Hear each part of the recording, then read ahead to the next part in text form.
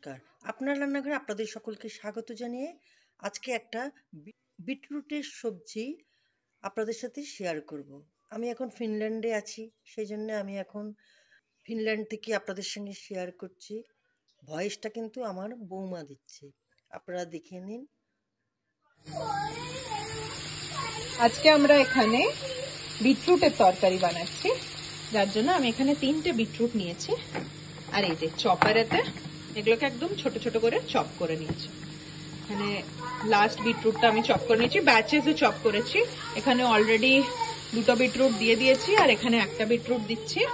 আরেকটা এতে আমরা তেল দিয়ে, তেলেতে একটু কারি পাতা ফোড়ন দিয়ে, কারি পাতা আর সর্ষে ফোড়ন দিয়ে এর মধ্যে আমি বিটরুটটা দিয়ে দিয়েছি। আমার কাছে এখানে হিং আছে, আমি সামান্য একটু হিংও দিয়ে দেবো এতে। আমার কাছে এখানে যে পতঞ্জলির হিং, আমি সামান্য একটু হিং দিয়ে দিচ্ছি এখানে। আর দিয়ে এই যে বাদ বাকি যতটা বিটরুট আমার কাছে চপ করা আছে আমি সবটা দিয়ে দেবো।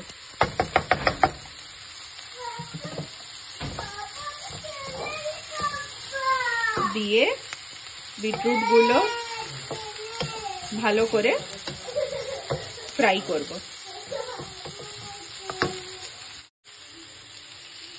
অ্যারাউন্ড 2 মিনিট হয়ে গেছে। আমি বিটরুটটাকে মিডিয়াম আঁচেতে ফ্রাই করছি। বিটরুটটা একটু ভাজা ভাজা হয়ে গেলে এর মধ্যে আমরা হলুদ, নুন আর ধনের গুঁড়ো দেবো। এটা একটু সাউথ ইন্ডিয়ান স্টাইলের বিটরুট হচ্ছে, যেটা আমি আমার এক বান্ধবীর কাছ থেকে শিখেছি, আমার এক তামিল বান্ধবী, তার কাছ থেকে শিখেছি। তো আমি আজকে ওই রেসিপিটাই বানাচ্ছি বাড়িতে।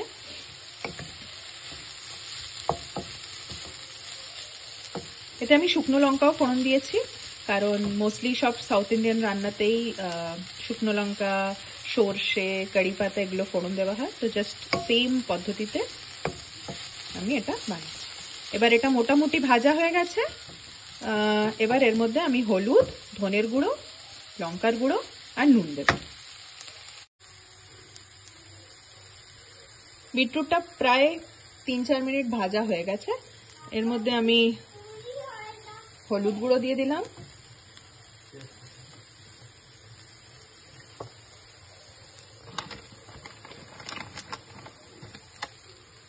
ধনের গুঁড়ো দিয়ে দিলাম।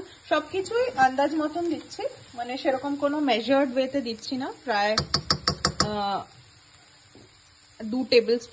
2 টিস্পুনের মতন হলুদ গুঁড়ো দিয়েছি, একটুখানি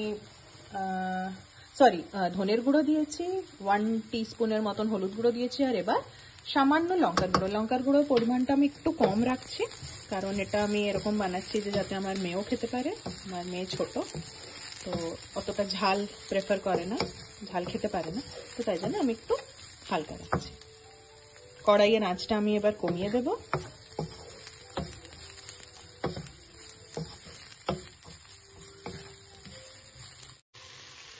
মশলাগুলো আমার সামান্য ভাজা ভাজা হয়ে গেছে বিটরুটের সাথে। এবার এটাতে আমি স্বাদ মতন একটু নুন দিয়ে দেব।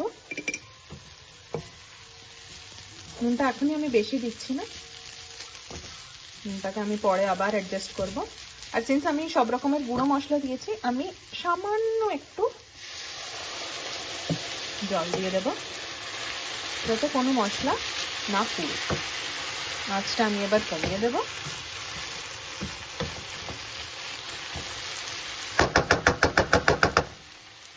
আর এবার এটাকে আমি ঢেকে দেব। আমাদের বিটরুটের তরকারি তৈরি হয়ে গেছে। দেখুন বিটরুট গুলো অলমোস্ট কুক হয়ে গেছে, একদম সফট হয়ে গেছে।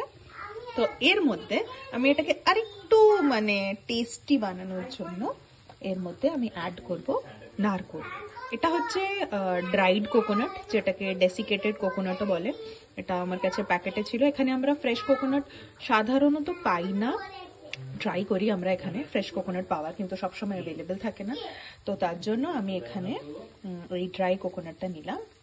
এনি সাউথ ইন্ডিয়ান খাবারেতে, যে কোনো সাউথ ইন্ডিয়ান খাবারেতে যদি একটু নারকোল না অ্যাড করা হয় তাহলে মনে হয় যেন কেমন একটা মানে পুরো হলো না। তো তাই জন্য আমি এটা অ্যাড করছি। তো এটাকে আমি এরম করে এর উপরে ছড়িয়ে দেব, আর দেওয়ার পরে আমি এটাকে মিক্স করব। এটা দেখতে এরম শুকনো শুকনো লাগছে, বাট একটু পরে যেই আমি এটাকে ঢেকে দেব মিক্স করে, তো এটা একদম নরম হয়ে যাবে। আমার মনে হয় আর একটু নারকোল লাগবে। আর এটা না একটা সুন্দর বেশ, মানে যেহেতু আমি সাম্বার পাউডার অ্যাড করেছি, শুকনো লঙ্কা অ্যাড করেছি, একটু চিলি পাউডার অ্যাড করেছি, তো একটু ঝাল ঝাল আছে, তো এতে আরেকটু এতে নারকোলটা অ্যাড করাতে বেশ একটা মিষ্টত্ব আসবে, আর ওটা খুবই ভালো লাগবে বিটরুটের সাথে খেতে। নুনটা যদি পরিমাণ মতন দেওয়া হয় তাহলে বেশ নুন মিষ্টির ব্যালেন্সটা আসবে, ঝালের সাথে নুন মিষ্টির ব্যালেন্সটা হয়, খুবই ভালো লাগবে খেতে। তো আমি এখানে প্রায় 2 to 3 টেবিল স্পুন নারকোল অ্যাড করেছি, করে এবার এটাকে আমি ঢেকে রেখে দেব অ্যারাউন্ড 2 to 3 মিনিটস। তার মধ্যে আমার নারকোলটা পুরো ভাজা ভাজা হয়ে যাবে, আর তারপরে আমি একটু আঁচ বাড়িয়ে এটাকে ফুলিয়ে একবার ভাজা ভাজা করবো। তো এখানে আমি এটা ঢেকে দিলাম, আর আবার 5 মিনিট পরে আমরা এটা চেক করব।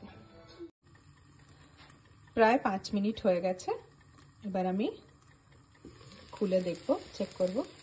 মনে হয় যে আমার তরকারিটা হয়ে গেছে রেডি।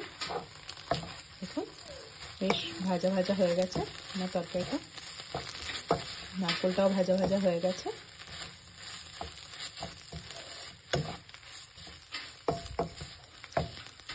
তৈরি হয়ে গেছে আমাদের বিটরুটের তরকারি। এবার আমি এটাকে ডিশ আউট করে নেব। আঁচটা আমি এবার নিভিয়ে দিলাম, এবার আমি এটাকে ডিশ আউট করব।